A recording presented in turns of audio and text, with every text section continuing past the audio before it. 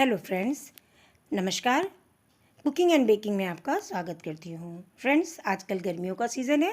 जिधर देखिए वहीं मैंगो की यानी आम की चीज़ें लोग बनाते रह रहे हैं। बहुत सारी रेसिपीज़ हैं जो मैंगो की लोग एक दूसरे के साथ शेयर कर रहे हैं, जिसमें mango ice cream, mango pudding, mango kheer, mango panna और मैंगो कुल्फ़ी।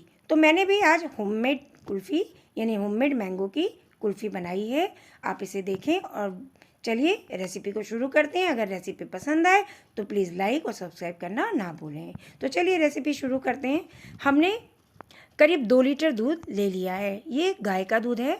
बहुत ज़्यादा गाढ़ा तो नहीं है, लेकिन पतला भी नहीं है। फिर भी इस कुल्फ़ी को बनाने के लिए अगर आप फुल क्रीम दूध ले लें तो और भी अच्छा है। पर खैर, मेरे पास जो दूध था इसी से मैंने आज कुल्फ़ी बनानी प्रारंभ करी है। तो इसके लिए कुल्फ़ी के दूध को गाढ़ा करने के लिए भी मैंने एक ट्रिक लगाया है, यानी मैंने एक ट्रिक अपनाया है और इसे मैं आपको भी बताऊंगी, लेकिन वीडियो के बीच में। तो फ्रेंड्स, मेरे साथ इस वीडियो में बने रहिए, एंड तक बने रहिए और फिर देखिए कि मैं कैसे इस दूध को गाढ़ा करती हूँ। इसके लिए मैंने चावल का 1 चम्मच यानी एक बड़े चम्मच चावल का आटा ले लिया है। आप इसे गेहूं से भी बना सकते हैं, यानी गेहूं के आटे से भी बना सकते हैं, पर मैंने आज चावल का आटा 1 चम्मच ले लिया है। अब इस 1 चम्मच आटे को मैं छान के लूँगी, अच्छे से छान लूँगी, जिससे अगर कोई गंदगी हो चावल में तो वो निकल जाए।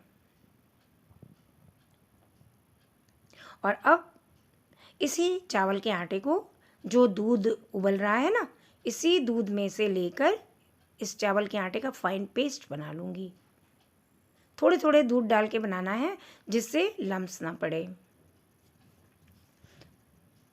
बनाते समय यही तो ध्यान रखना होता है कि किसी चीज़ में अगर उसका हम यूज़ कर रहे हैं, जैसे चावल का आटा है, बेसन है, तो वो उसके यूज़ करने में हमारे से गलती ना हो जाए, यानी कि लम्स ना बन जाए। नहीं तो लम्स बन जाएगा तो फिर आप जिस भी चीज़ में इसको डालेंगे वो लम्स बना रहेगा, तो फिर वो चीज़ें जब दांत के बीच में आती हैं तो बुरी लगती हैं। इसलिए अच्छे से इसको धीरे धीरे दूध डाल के आप इसका फाइन पेस्ट बना लें। बराबर चलाते जाएं इस पेस्ट को और दूध डालते जाएं। ये देखिए, अब एकदम पेस्ट के रूप में आ गया है ये। जितना अच्छा हम इसको घोलेंगे यानी मिक्स करेंगे, उतना ही अच्छा दूध में जाकर ये लम्स नहीं बनाएगा और मिक्स हो जाएगा। पता ही नहीं चलेगा कि इसमें आटा भी डाला गया है, वो भी चावल का आटा। बिल्कुल नहीं पता चलेगा। आप देखिएगा, कभी भी इसको घर पे बनाइएगा और तब देखिएगा। तो चलिए, अब इसको हम अच्छे से पेस्ट हो गया है ना, अब इसके पेस्ट को हम दूध में डाल देंगे। ये देखिए कितने अच्छे से पेस्ट बनाए, बिल्कुल स्लिपरी, यानी कि प्लेट से इसमें हम डाल रहे हैं तो देखिए कितने अच्छे से जा रहा है। इसी स्मूथनेस के लिए पेस्ट को अच्छे से बनाना चाहिए। सारा चावल का आटा जो भी इसमें लगा हुआ है उन सबको मिक्स कर लीजिए दूध में। और अब दूध को चलाना और भी ध्यान से पड़ेगा, क्योंकि अगर दूध हम नहीं चलाएंगे तो ये नीचे लग जाएगा। अब इसमें हम आधा कप शक्कर डाल देते हैं, क्योंकि साथ में 2 बड़े चम्मच शक्कर भी डालेंगे। आधा कप है और साथ में 2 बड़े चम्मच है, 1 चम्मच और ये दूसरा चम्मच, यानी 2 बड़े चम्मच। क्योंकि कुल्फ़ी अगर मीठी नहीं रहेगी तो अच्छे से जमेगी नहीं, लेकिन ओवर भी नहीं करना है कि बहुत ज़्यादा आपने मीठा डाल दिया फिर वो खाने के लायक ना बने। तो इतना ये रेशियो बिल्कुल सही है। आप इसी रेशियो से बनाइएगा और अब अच्छे से चलाते रहिए, जिससे दूध और भी जल्दी गाढ़ा हो जाए। वैसे भी शक्कर तो नमी छोड़ती है ना, इसलिए मैंने जब हाफ से भी कम हो गया है दूध तब मैंने शक्कर डाली है, जिससे अब शक्कर इसके साथ मिक्स हो जाएगी और रिड्यूस हो गया है दूध। देखिए अच्छे से शक्कर की जो नमी है ना, वो भी नमी हट गई है। और अब मैंने 5 हरी इलायची ले रखी है। इसे भी मैंने फाइन नहीं किया है पाउडर, हल्का सा दरोर के लिया है, यानी कि दरदरी रखी हुई है। क्योंकि इलायची जब मुंह में जाती है ना, कुल्फ़ी में इलायची जब मुंह में जाती है तो इसका स्वाद बड़ा अच्छा लगता है। और साथ में मैंने 2 मैंगो ले लिया है, बहुत बड़ा नहीं है, मीडियम साइज़ के 2 मैंगो हैं, जिसको छील के टुकड़ों में काट के इसका पल्प मिक्सी में डाल के ग्राइंड कर लिया है। अच्छे से ब्लेंड कर लीजिए इसको, ब्लेंडर हो तो ब्लेंड से कर लीजिए, ब्लेंडर से कर लीजिए ब्लेंड, और नहीं तो आप इसे मिक्सी में भी डाल के ब्लेंड कर सकती हैं। और अब क्योंकि मैंगो डाल दिया गया है ना प्यूरी, तो अब इसे और अच्छे से मिलाना पड़ेगा, नहीं तो आधे में पता चलेगी प्यूरी और आधे में प्यूरी का स्वाद नहीं पता चलेगा। तो इसके लिए हमें क्या करना है, ब्लेंडर ले लीजिए और इसमें ब्लेंडर चला दीजिए, या फिर ब्लेंडर नहीं है तो कोई बात नहीं, आप मिक्सी के एक जार में डाल के ब्लेंड कर लीजिए। देखिए कितना फाइन मिक्सचर तैयार हुआ है, एकदम स्मूथ और थिक, यानी गाढ़ा भी है और बहुत ही स्मूथ भी है। अब चलिए इसको हम अपने मोड में भर लेते हैं, यानी हमारे पास कुल्फ़ी मोड तो नहीं है, आइसक्रीम मोड है, तो मैं इसी में भर दूंगी, आइसक्रीम मोड में। देखिए कितना अच्छा बना है, तो बस आइसक्रीम मोड में भर लेंगे। आपके पास अगर यूज़ एंड थ्रो वाले ग्लास हैं तो थर्मोकोल वाले, उसको आप ले लीजिए।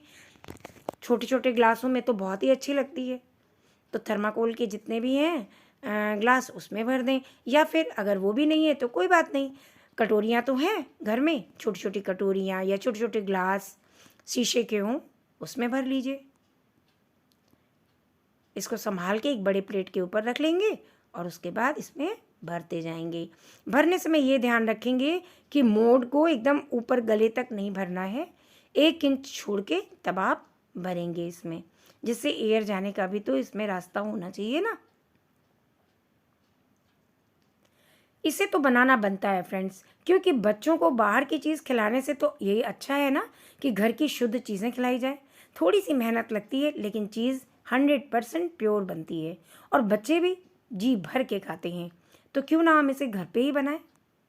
घर पे बनाने में थोड़ी मेहनत खर्च होती है और बाकी आपकी कलाकारी, यानी बच्चों को किस तरह से हम खुश रख सकते हैं ये भी हमको देखना है। तो चलिए इन सब में हमने भर लिया और अब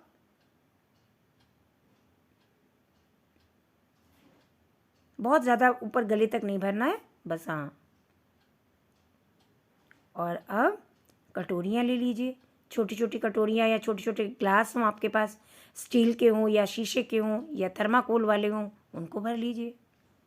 इसको भी आप 1 इंच ऊपर से छोड़ के ही भरिएगा। एक बार फ्रेंड्स बना कर देखिए, आपको बहुत खुशी भी मिलेगी और बच्चों को शुद्ध चीज़ भी खाने को मिलेगा। तो फ्रेंड्स बनाना तो बनता है, और अगर मेरी वीडियो आपको पसंद आई हो तो प्लीज़ लाइक, शेयर और सब्सक्राइब करना मत भूलिएगा। और बस इसे आपके एक लाइक से मेरा मनोबल बढ़ जाता है फ्रेंड्स, तो मैं अगला वीडियो बड़ी खुशी खुशी बनाती हूँ। देखिए ये बनके तैयार हो गई हैं, क्योंकि मैंने कुल्फ़ी के सारे मिक्सचर को 8 घंटे के लिए फ्रीज़र में डाल दिया था और अच्छे से इसके ऊपर मैंने ये एल्युमिनियम फॉयल को लपेट दिया है और बीच में एक एक स्टिक लगा दिए हैं। आइसक्रीम स्टिक हो तो आइसक्रीम, या तो फिर कुल्फ़ी स्टिक। और अब हम खोल रहे हैं, देखिए इसको कितनी अच्छी कुल्फ़ी बन के तैयार हुई है। ये देखिए मैंने खोला है, ये देखिए कितनी अच्छी जमी है ये कुल्फ़ी। बस यही है कि फ्रीज़र में रखने के बाद बार बार फ्रीज़र का डोर खोलना बंद करना नहीं चाहिए। ये देखिए इसको भी देख लीजिए, ये तो रह गई कटोरी की बात, ये देखिए। और अब इस ग्लास को भी देख लीजिए, ये देखिए कितना अच्छा जमा है। ये आइसक्रीम वाला जो है इसमें थोड़ा टाइम लगेगा क्योंकि प्लास्टिक का है ना, इस वजह से। अब इसे एक भगोने में पानी लेकर, बहुत ज़्यादा नहीं थोड़ा कम, और उसमें अपने जो भी मोल्ड हैं उनको रखिए और थोड़ी देर के बाद उसको घुमाते हुए हथेलियों में रख के, बीच के हथेलियों के बीच में रख के इसको अच्छे से घुमाते रहिए, जिससे हथेली की गर्मी से ये जल्दी ही मोल्ड को छोड़ देगा, यानी उस ग्लास को छोड़ देगा। ये देखिए घूमने लगा, ये देखिए कितनी अच्छी निकल के आई है कुल्फ़ी। तो इसे बनाना तो बनता है फ्रेंड्स, बनाइए, खिलाइए और कमेंट में मुझे बताइए कैसी बनी है। तो मिलती हूँ